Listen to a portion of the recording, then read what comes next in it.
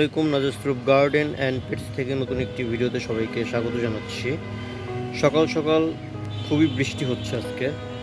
বৃষ্টির কারণে কিন্তু মোটামুটি বলতে গেলে গাছগুলো পুরো সতেজ হয়ে গেছে। বিশেষ করে যখনই আমি সকালবেলা ছাদে আসি, আমার এই ভেন্ডি গাছগুলোকে দেখে মনে হয় গাছগুলোর অবস্থা খুবই খারাপ, কিন্তু আজকে ব্যাপারটা একটু অন্যরকম। আজকে কিন্তু গাছগুলো পুরোপুরি সতেজ, কারণ সকাল থেকে তেমন রোদের দেখা নেই, প্লাস বৃষ্টি হওয়ার কারণে কিন্তু গাছগুলো তেমনটা আর কি লেতিয়ে পড়েনি। আজকে কিন্তু গাছগুলো পুরোপুরি ঠিকঠাক আছে। আর এই যে মাশাল্লাহ কি সুন্দর ফুল ফুটে আছে। আমি প্রতিদিনই মোটামুটি ভিডিওর ভিতরে কিন্তু বলি যে ভেন্ডি কিন্তু প্রতিদিন কম বেশি ভালোই হারভেস্ট করতেছি। গতকালকেও 9টার মতো নিয়ে গেছি, আজকেও আবার এসে দেখতেছি কিছু কিছু ভেন্ডি নেওয়ার উপযোগী হয়ে গেছে, ওই যে একটা। তো যাই হোক, এগুলো কিন্তু সবচেয়ে বড় একটা ব্যাপার একটা ছাদ বাগানির জন্য। এই যে বাগান থেকে সবসময় কিছু না কিছু টুকটাক নিয়ে যাওয়া, এটা কিন্তু বলতে গেলে খুবই ভালো লাগার একটা ব্যাপার। যারা বাগান করে শুধু এতটুকুর আশাতেই কিন্তু করে। আর গাছের সৌন্দর্য তো অবশ্যই আছে। পাশাপাশি আম গাছে আল্লাহর রহমতে আম হচ্ছে।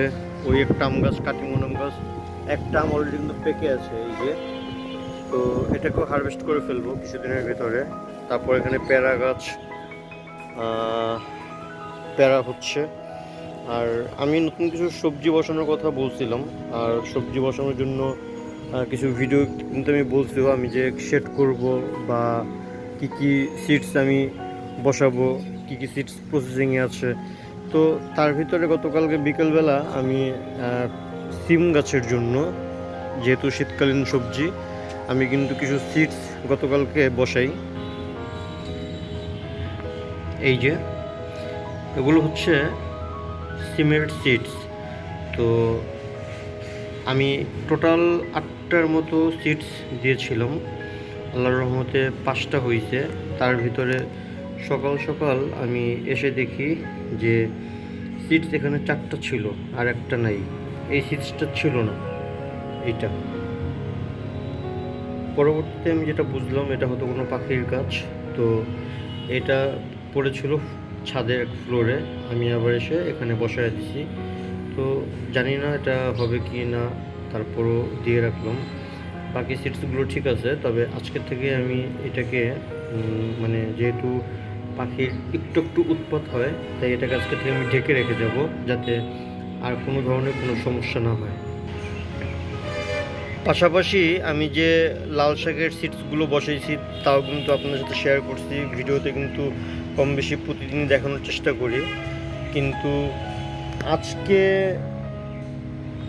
মূলত যে সমস্যাটা হয়েছে সেটা হচ্ছে, আজকে হয়তো সকালবেলা বৃষ্টির কারণে সামনে থেকে কিন্তু অনেকগুলো পাতা নষ্ট হয়ে গেছে। লাল শাকের এই একটা সমস্যা, গাছগুলো কিন্তু একটু বৃষ্টি হলে লেতিয়ে যায় বা শুয়ে পড়ে। তো এটা একটা বড় সমস্যা। যাই হোক, দেখা যাক কতটুকু কী হয়। আর আমি এটাকে শুরুর থেকে এই পর্যন্ত কিন্তু চালনি দিয়ে ঢেকে রাখছি, যাতে চড়ুই পাখিতে কোনো ধরনের সমস্যা না করে। আর একটা কাজ করব ভাবতেছি, এটা হচ্ছে আমার বাড়ি 7 ভ্যারাইটির একটা আম গাছ। তো এই আম গাছটা যেহেতু বছরে একবারই আম আসে, তো আমি চিন্তা করছি যে আপাতত এই আম গাছটার যে টবটা আছে, এই টবের এখানে মাটিগুলো আমি একটু চেঞ্জ করে দিব। প্লাস এই জায়গাটাতে আমি টুকটাক সবজি, হয়তো শাক অথবা কিছু বেগুনের চারা 2টার মতো লাগিয়ে দিব বা বসায় দিব, যেটাই বলেন। কারণ সারা বছর কিন্তু ড্রামটা আমার বলতে গেলে খালি বসেই থাকে, এখান থেকে আমার কিছুই উৎপাদন হচ্ছে না। বছরের যখন আমের সময় আসে তখন একটু মুকুল আসে এবং তখনই কিন্তু আম আসে। এর আগ পর্যন্ত টোটাল সময়টাই কিন্তু আমার এই ড্রামটা বলতে গেলে ফাঁকা পড়ে থাকে। শুধু আমার এইটা না, আমার যেগুলা বছরে একবার আম দেয়, যেমন এই একটা আছে, তারপরে আরও আছে, ওইখানে আছে কয়েকটা আম গাছ, যেগুলো বছরে একবার করে আম দেয়।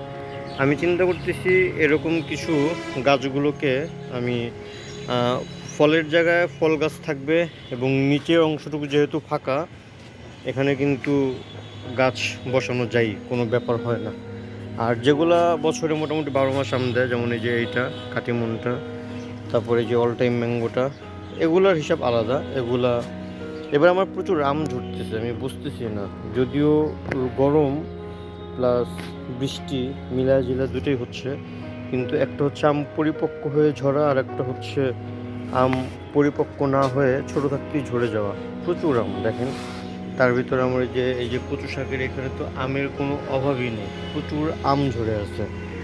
তো যাই হোক, এই চিন্তাটা আমি করতেছি। পাশাপাশি এখানে একটা আম গাছের নতুন নতুন পাতা অলরেডি আসা শুরু হয়েছে, এই যে প্রচুর পাতা আসতেছে। তো আমি এটাকে পিজিআর প্লাস কীটনাশক দুটোই স্প্রে করে দিচ্ছি।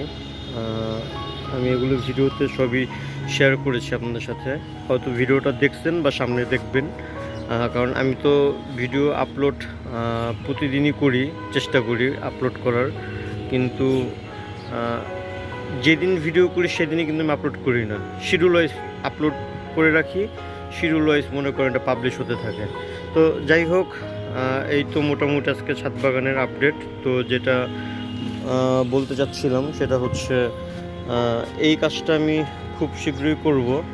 এই যেগুলো আপনার নিচ দিয়ে ড্রামগুলো খালি থাকে, বছর একবার ফল দেয়, যেমন এটা একটা জামরুল গাছ, এটাকেও আমি নিচে কাজে লাগানোর ব্যবস্থা করব।